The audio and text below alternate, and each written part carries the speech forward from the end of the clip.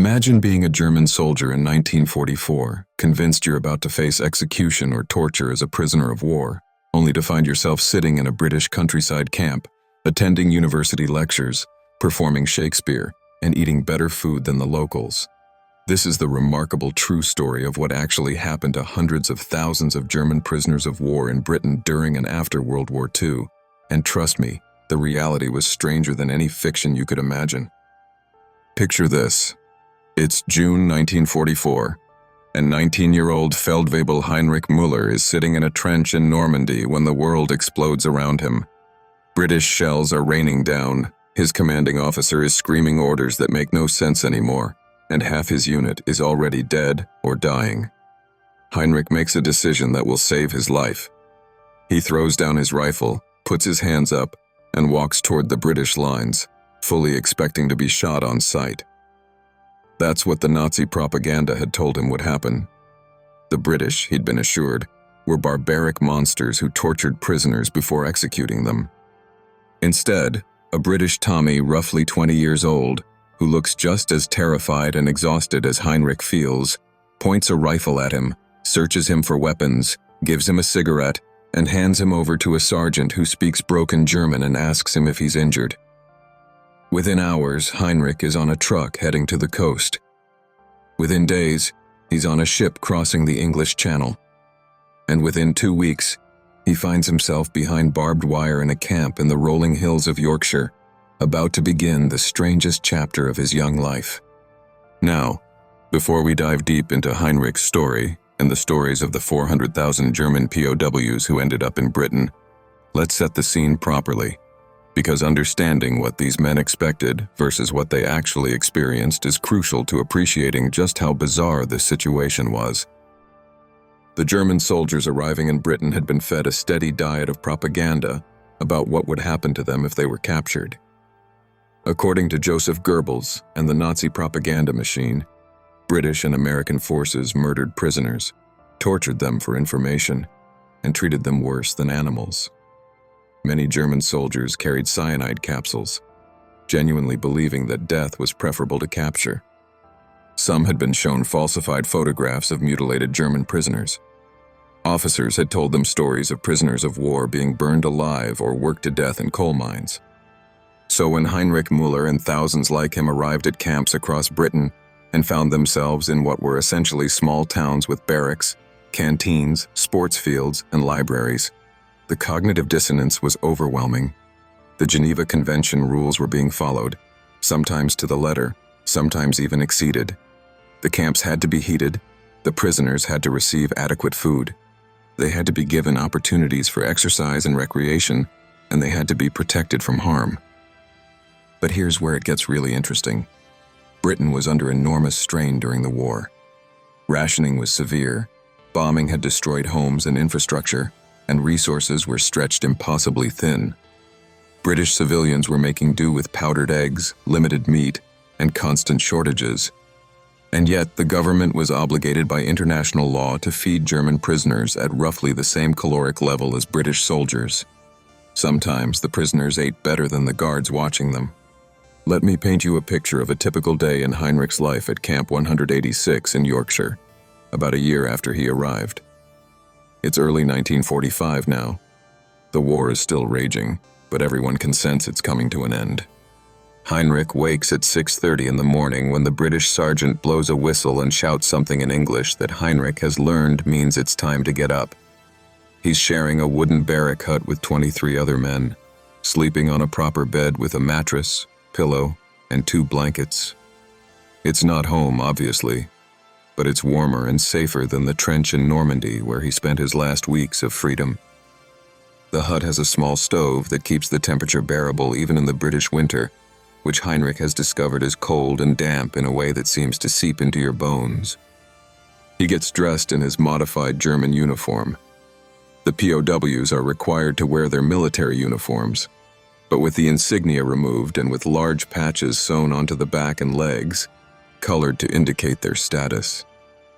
Different camps use different systems, but in Heinrich's camp, they wear brown circular patches. This is to make them instantly identifiable if they try to escape. Though honestly, by 1945, very few prisoners are seriously trying to get away. Where would they go? Germany is being bombed to rubble, and the war is clearly lost. After dressing, Heinrich and his hutmates queue up at the wash house, a concrete building with rows of sinks and cold water taps. In summer, this is merely unpleasant. In winter, it's genuinely painful, but it's still better than what British soldiers deal with in the field. He washes quickly, shaves with a safety razor that the camp provides, and heads to the mess hall. Breakfast is usually porridge, bread, margarine, and tea. The tea is a revelation to Heinrich, who had never really drunk it before coming to Britain. The British, he's discovered, drink tea constantly, at all hours, in all situations. The guards drink it, the officers drink it, even the camp commandant apparently can't function without his morning tea. Heinrich has acquired the habit too. The porridge is filling, if not exciting, and the bread, while rationed, is real bread, not the sawdust mixed ersatz stuff that German civilians were eating in the final years of the war. After breakfast comes roll call, where every prisoner must be accounted for. The British take this very seriously. They count once, then count again, then check the numbers against their lists. It takes about 30 minutes, and in winter, standing still in formation in the cold Yorkshire wind is the worst part of the day. But Heinrich has learned to zone out, to let his mind wander while his body stands at attention. He thinks about home, about his mother and younger sister, about whether they're still alive. Hamburg was bombed heavily, and he hasn't had a letter in months. The Red Cross is supposed to facilitate mail, but the system is overwhelmed, and letters take months to arrive if they arrive at all. After roll call, Heinrich and several hundred other prisoners are marched out of the camp under guard to work. This is where things get really complicated and interesting. Under the Geneva Convention, enlisted men can be required to work, though officers cannot. The work must not be directly related to the war effort, so no making ammunition or weapons, but agricultural work, construction, and general labor are all permitted. And Britain desperately needs labor. Millions of British men are serving in the military, and the country is struggling to grow enough food, maintain infrastructure, and keep the economy functioning. So Heinrich, who was a clerk in a Hamburg shipping office before the war, finds himself working on a farm about 3 miles from the camp. He's part of a group of 30 prisoners who are driven there each morning on the back of an old lorry, guarded by a single elderly British soldier with a rifle who, Heinrich suspects, has never fired it in anger and probably doesn't want to start now. The guard, whose name is Albert, is in his 50s, walks with a limp from the First World War, and spends most of his time sitting in the barn reading newspapers while the Germans work. The farmer, a taciturn Yorkshireman named Robert Thwaite, treats Heinrich and the other prisoners with wary respect. He doesn't like Germans, he's made that clear. Lost his eldest son at Dunkirk and his nephew in North Africa, but he's also a practical man who needs help bringing in his crops and tending his livestock. He pays the British government for the labor, and Heinrich receives a small wage in camp currency that he can spend in the camp canteen on cigarettes, chocolate, toiletries, and other small luxuries. The work is hard, physical labor that leaves Heinrich's back aching and his hands blistered despite the calluses he's developed. But it's also oddly satisfying. There's something deeply grounding about working with soil and animals, about planting and harvesting, about seeing the direct results of your effort. Heinrich has learned to drive a tractor, to birth a calf, to know when wheat is ready for cutting. Skills he never imagined he'd need. And here's something that Heinrich never expected. Robert Thwaite's wife, Margaret, brings tea and sandwiches out to the fields at mid-morning and mid-afternoon. She's a stout woman in her 60s, with iron gray hair and a face that rarely smiles, but she treats the German prisoners with basic human decency. She brings the same tea and sandwiches she'd bring to any farm workers, and she doesn't spit on them or curse them, even though she has every reason to hate Germans. Over months of working on the farm, something even stranger happens. The prisoners and the Thwaites develop a kind of understanding. Not friendship exactly, that would be too much to ask, but a working relationship based on mutual respect. When Margaret's other son comes home on leave from the Navy, He sits in the kitchen with some of the German prisoners, and they show each other photographs of their families and try to communicate in broken English and broken German. They don't talk about the war or politics. They talk about normal things: girls, football, music, movies, home. Heinrich returns to camp each evening around 5 o'clock, exhausted and smelling of farm animals. There's time to wash again, to change his clothes, before dinner at 6. The evening meal is usually more substantial than breakfast: some kind of meat stew or sausages, potatoes, vegetables, and bread. The quality varies, but it's consistent, and there's enough of it. Heinrich, who has been genuinely hungry before, knows not to take this for granted. After dinner is when the camp really comes alive, and this is where the story gets truly remarkable. Because what the British discovered, often to their surprise, was that you couldn't just lock up 400,000 men and leave them to rot. The Geneva Convention required that prisoners be given opportunities for recreation and intellectual stimulation. But beyond the legal requirements, there were practical considerations. Bored prisoners are dangerous prisoners. Men with nothing to do and no hope become desperate, violent, and unmanageable. So the British military government, often working with organizations like the YMCA and the Red Cross, created an elaborate system of educational, cultural, and recreational activities within the camps. Heinrich's camp has a library with several thousand books in German, collected from various sources including donations from British German families and shipments from neutral countries like Switzerland and Sweden. There are books on every subject imaginable: literature, history, science, philosophy, technical manuals. Heinrich, who never had much time for reading before the war, has discovered a love of novels. He's worked his way through Thomas Mann, Hermann Hesse, and even some German translations of English authors like Dickens and Shakespeare. The camp also has a theater group, and this is where things get wonderfully absurd. Imagine a group of German soldiers, prisoners of war in the middle of rural England, performing Shakespeare in German. They've done The Merchant of Venice, Hamlet, and A Midsummer Night's Dream. The sets are basic, constructed from scrap wood and painted canvas. The costumes are improvised from whatever materials they can scrounge, but the performances are taken deadly seriously. There are rehearsals 3 nights a week, heated arguments about interpretation and blocking, genuine drama over who gets which roles. Heinrich isn't part of the theater group himself, but he never misses a performance. The whole camp turns out, several hundred men crowded into the recreation hall, sitting on benches or standing at the back, watching their fellow prisoners transform into kings and lovers and fools. The British guards sometimes watch from the back, not understanding the German dialogue, but appreciating the spectacle. On several occasions, the camp commandant has attended, sitting politely through performances and offering congratulations afterward through an interpreter. But the theater is just the beginning. The camp has a choir that performs everything from Bach to German folk songs. There's a small orchestra cobbled together from prisoners who happen to have musical training, playing on instruments that have been donated or purchased with camp funds. There are art classes where prisoners learn to paint and draw. There's a woodworking shop where skilled carpenters and craftsmen create furniture and decorative items, some of which are sold to raise money for camp activities. And then there's the education program, which is perhaps the most remarkable aspect of camp life.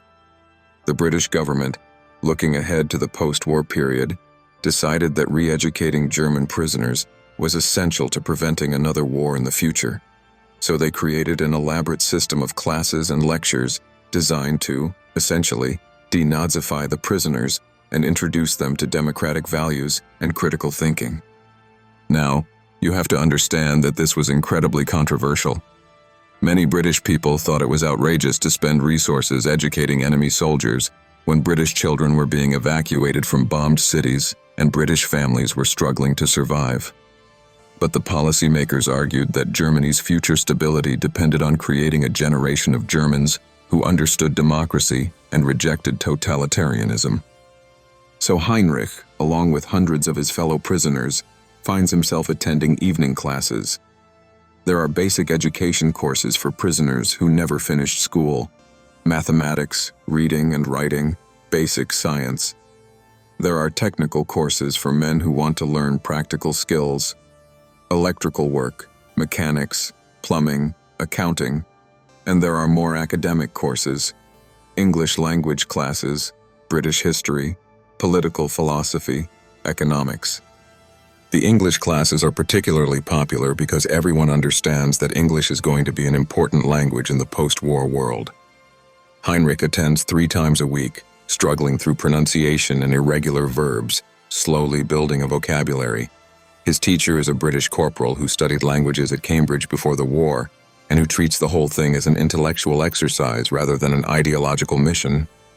The classes are conversational, practical, focused on real communication rather than grammar drills. But there are also more controversial courses, what the British call re-education, and what some of the prisoners, particularly the hardcore Nazis, call propaganda. These courses cover the reality of Nazi crimes, the Holocaust, the aggressive wars Germany launched, the suffering inflicted on occupied countries. The instructors show films of the concentration camps liberated by Allied forces, films that many prisoners initially refuse to believe are real. They think it's propaganda, Allied lies designed to demoralize them. Heinrich, like many prisoners, goes through a slow, painful process of accepting what his country did. He wasn't personally involved in atrocities. He was just a regular soldier fighting on the Western Front, but he's forced to confront the reality that his government, his military, his country committed horrific crimes. Some prisoners reject this completely, clinging to their Nazi beliefs and insisting the evidence is falsified. Others accept it and are crushed by guilt and shame. Heinrich falls somewhere in the middle, gradually accepting the truth but struggling with what it means about his own complicity, about his own identity. The camp is divided politically, and this creates tensions that the British have to carefully manage. There are convinced Nazis, men who still believe in Hitler even after his suicide and Germany's defeat. There are anti-Nazis who opposed the regime from the beginning, but were too afraid or powerless to resist. And there's a huge middle ground of men like Heinrich, who were neither heroes nor villains, who went along with the system because everyone else did, because it was dangerous not to, because they didn't fully understand what was happening. These different groups often clash. There are heated arguments in the barracks, fistfights in the exercise yard, elaborate social hierarchies based on political reliability. The convinced Nazis try to maintain discipline and control, threatening prisoners who attend the re-education courses or cooperate too enthusiastically with the British. The anti-Nazis, emboldened by Germany's defeat, become more vocal and start organizing their own study groups and discussion circles. The British respond by screening prisoners and segregating them into different camps based on their political attitudes. The process is imperfect, based on interviews, informants, and observations, but generally they manage to separate the die-hard Nazis into special camps with tighter security and fewer privileges, while rewarding cooperative prisoners with better conditions and more freedom. Heinrich, classified as a gray prisoner, neither strongly Nazi nor strongly anti-Nazi, stays in his original camp and watches as some of his friends are transferred away. He wonders sometimes if he should have shown more ideological commitment one way or another, if that would have made things easier. But he's learned to keep his head down, to be polite to the British guards, to work hard on the farm, to attend his English classes, and to not get involved in political arguments. As 1945 turns into 1946 and the war is definitively over, life in the camp takes on an increasingly surreal quality. Heinrich has now been a prisoner for nearly 2 years. The routine has become comfortable, almost normal. He knows every guard by name, knows which ones are friendly and which are strict, knows who will turn a blind eye to minor infractions and who will write you up for the smallest violation. He knows every building in the camp, every path, every fence post. He knows his fellow prisoners better than he knew his own family in some ways, living in such close proximity for so long. But the question that haunts everyone is, when do we go home? Initially, the British said prisoners would be repatriated quickly after the war ended. But the reality is much more complicated. Germany is destroyed. divided into occupation zones, struggling to feed its population, dealing with millions of refugees and displaced persons. There's no functioning economy, no jobs, inadequate housing. Sending hundreds of thousands of young men back into that chaos would just make things worse. So the British government decides to keep the prisoners in Britain longer, using them as labor while Germany recovers. This is controversial, possibly a violation of the Geneva Convention, which requires prisoners be sent home as soon as hostilities end. But the British argue it's a practical necessity. They're still feeding and housing the prisoners, still paying them small wages, still treating them humanely. And honestly, many of the prisoners aren't eager to return to the ruins of Germany anyway. Heinrich learns through letters that finally start arriving regularly again that Hamburg is devastated. His apartment building is gone, destroyed in the firestorm bombing of 1943. His mother and sister are alive, thank God, living in 2 rooms in a partially destroyed building with no running water, heating, or electricity, surviving on rations that are barely adequate. His sister writes that there's no work, no future, that young women are being raped by occupation soldiers, that Germany feels like the end of the world. Reading these letters in his warm barrack with a full stomach, Heinrich feels a complicated mix of guilt and relief. He should be there, helping his family, rebuilding his country.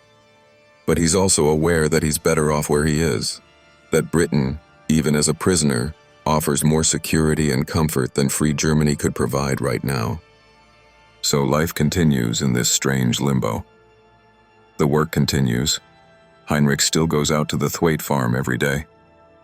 Robert has gradually warmed to Heinrich, taught him more complex farming skills, even asked his opinion on crop rotation and livestock management. They have conversations now, halting because Heinrich's English is still imperfect and Robert's German is non-existent, but real communication nonetheless. They talk about farming, about weather, about the challenges of maintaining a farm with limited resources and aging equipment. One day in the spring of 1946, something remarkable happens. Robert invites Heinrich into the farmhouse kitchen for lunch. Not just tea and sandwiches in the field, but an actual sit-down meal at the family table. Margaret serves soup and bread, and they eat together. The Yorkshire farmer who lost his son to Germans, his wife who still grieves, and the young German soldier who might have killed British boys just like her son. They don't talk about the war. They talk about Heinrich's life before, about Hamburg and shipping offices and his family. Robert talks about his farm, about how his grandfather worked this land, and his father, and now him, and how he hoped his son would take it over someday. The grief is there, unspoken but present in every word. But there's also a recognition of shared humanity, an acknowledgement that Heinrich is not responsible for Robert's son's death any more than Robert is responsible for the destruction of Hamburg. This small act of reconciliation, repeated thousands of times across Britain in the years after the war, is perhaps the most important legacy of the POW system. The British could have treated their prisoners harshly, seeking revenge for the Blitz and the years of warfare. Many British people wanted exactly that, but the government chose a different path, betting that treating prisoners humanely and attempting to re-educate them would pay dividends in the future by helping create a democratic, peaceful Germany. Was it successful? The answer is complicated. Many prisoners returned to Germany with positive impressions of British democracy and fair play. Some maintained friendships with British families they'd worked for, exchanging letters for decades afterward, even visiting Britain again as free men. The education programs did expose many Germans to ideas and information they'd never encountered under Nazi rule. The experience of living in a democratic society, even as prisoners, showed them an alternative to authoritarianism. But it's also true that some prisoners remained convinced Nazis, that some felt humiliated and resentful about their captivity, that some returned to Germany bitter and unchanged. The re-education program was often ham-fisted and heavy-handed, treating grown men like children who needed to be taught the error of their ways. Many prisoners sat through the courses and screenings with quiet contempt, playing along to get better treatment but not actually changing their beliefs. For Heinrich, the impact was subtle but real. He didn't become a passionate Democrat or a Britain enthusiast, but he did come to appreciate the value of restraint, of treating enemies humanely, of choosing reconstruction over revenge. He learned that the world was more complicated than Nazi propaganda had taught him, that British people weren't monsters but ordinary folks trying to survive and do right by their families, just like Germans. In late 1947, more than 3 years after his capture, Heinrich finally receives his repatriation orders. He has mixed feelings. He's desperate to see his mother and sister, to sleep in a German bed, to eat German food, to speak his own language without thinking. But he's also leaving behind a life that, strange as it was, had become comfortable and familiar.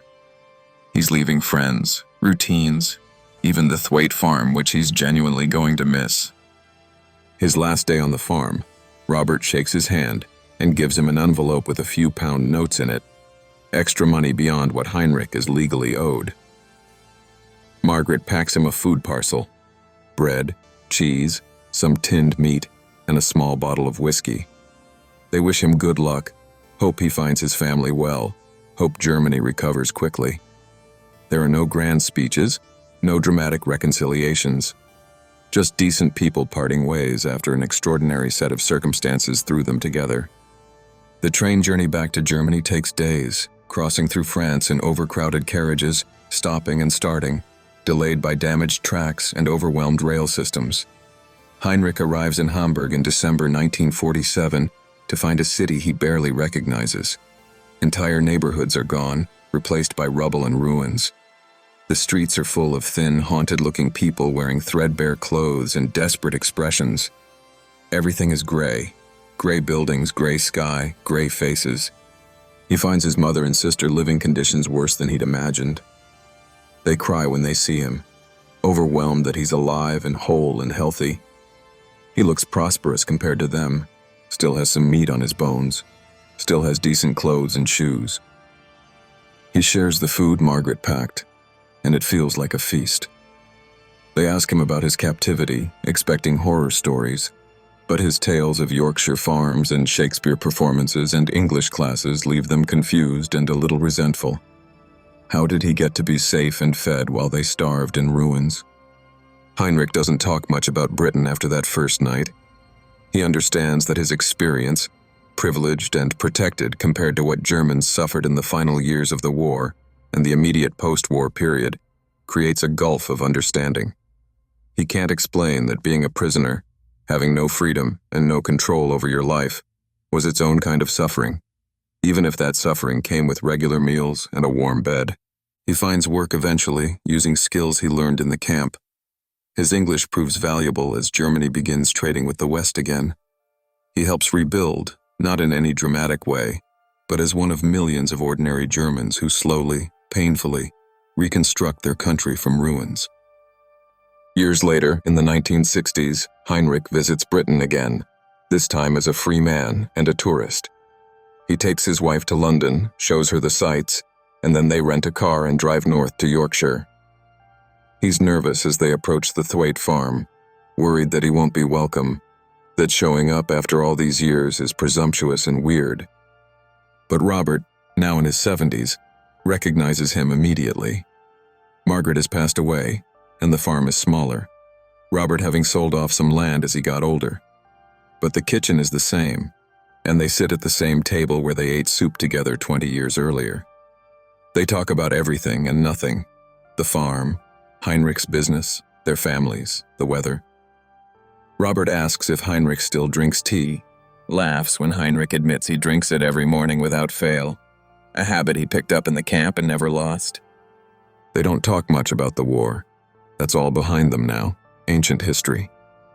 What matters is the present, the fact that two men whose circumstances made enemies found a way to recognize each other's humanity, and that recognition, however small and personal, was part of the larger process of reconciliation that allowed Europe to move beyond centuries of warfare and build something better. Heinrich's story, multiplied by hundreds of thousands, represents a remarkable and often overlooked chapter of World War II history. The German POW system in Britain wasn't perfect. It had its problems and controversies, but it represented a conscious choice by the British to treat enemies with humanity and to invest in reconstruction and education rather than revenge. Did it work?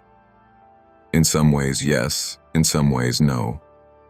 Many former POWs became part of post-war Germany's democratic success story. Others didn't.